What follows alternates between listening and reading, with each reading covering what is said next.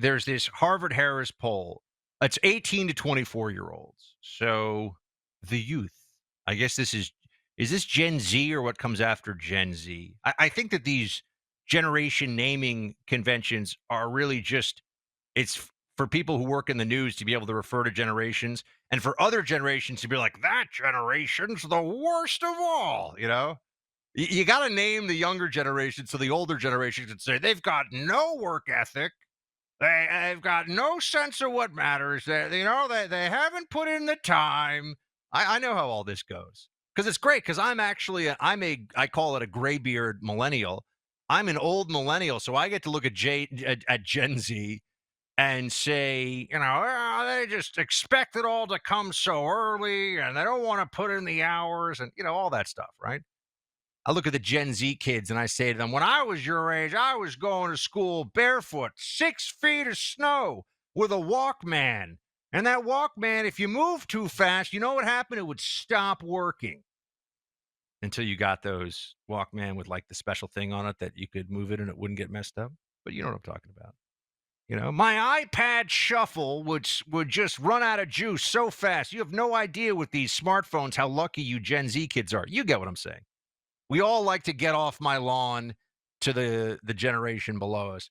But I got to say, these Harvard Harris results are troubling. I mean, Biden has troubling polling results, but the country, and in case you're joining us, you didn't hear in the first hour, 34% approval for Biden. The country is having a bad moment here with what the polling of the youth shows us when it comes to Israel and well, here we go. They sent me the numbers here. Generation Y is 19, or which is millennials. 19, millennial sounds better.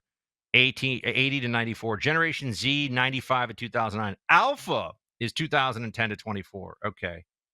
So soon there'll be Generation Beta, and we'll have a lot of fun with that. 18 to 24-year-olds, 60% of polled 18 to 24-year-olds in this Harvard Harris poll say that the October 7th mass casualty terror attack on Israel can be justified by Palestinian grievances. 60%. This is appalling. It's honestly troubling because to me what it signals, what it symbolizes is a generation where I know it's just one poll and it's just one issue, but it's a generation where we can't count on the most basic moral clarity. I don't see what could be more obvious to anyone than what we saw as on October 7th as evil, and nothing can justify that. There is no political grievance in the world and in world history that could justify sending armed men into unarmed civilian settlements and have them murder people, rape people, torture people, kidnap people, including babies and little children. There is no grievance now or ever that could justify those kinds of actions. And yet 60% of 18 to 24-year-olds are of the mind that somehow that's okay. This is what we're seeing on the college campuses as well when you have these sometimes very rowdy pro-Palestinian protests going on. You see that there is not only a lack of moral clarity, but also a dangerous and delusional self-righteousness that often motivates these young people in their protests and their demonstrations.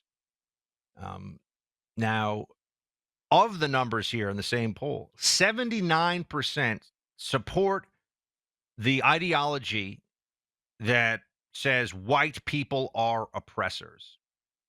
And 67% say that Jews are oppressors. This is the Harvard Harris data over the weekend. It's exactly what I've been telling you. The numbers align with what I've been saying. Why is the left in this country, so many of these, and particularly the younger generation on the left, why are they aligned with really with Hamas and not just even the Palestinian cause. And this notion of a two-state solution, this is a fantasy. A two-state. So you're going to when Biden and Harris and others say you have to reward this kind of behavior on October 7th by providing even more of a state. They've had a state or something like it in Gaza, and it's a hellhole and it's horrible. And one thing they don't talk about very much is that when the Palestinian people elected Hamas as their representative government in Gaza, Hamas then went around murdering and executing the political rivals in its seizure of power. One vote, one time. That's how they do things in Gaza. At some point, the people are responsible for the choices of those they have empowered to make choices for them. I know that can sound a bit harsh, but that is true. That is a reality. And when you see these numbers, what you really, I think, can't escape is exactly the analysis that I've been giving you here from the beginning of this, which is that it's not for in America, in the Muslim world, it is anti-Semitism. Okay, in the Muslim world, it is about Jews. That is where the hatred comes from. And you see this. I mean, the amount of, and those of you who were military, you know exactly what I'm talking about in Iraq, Afghanistan.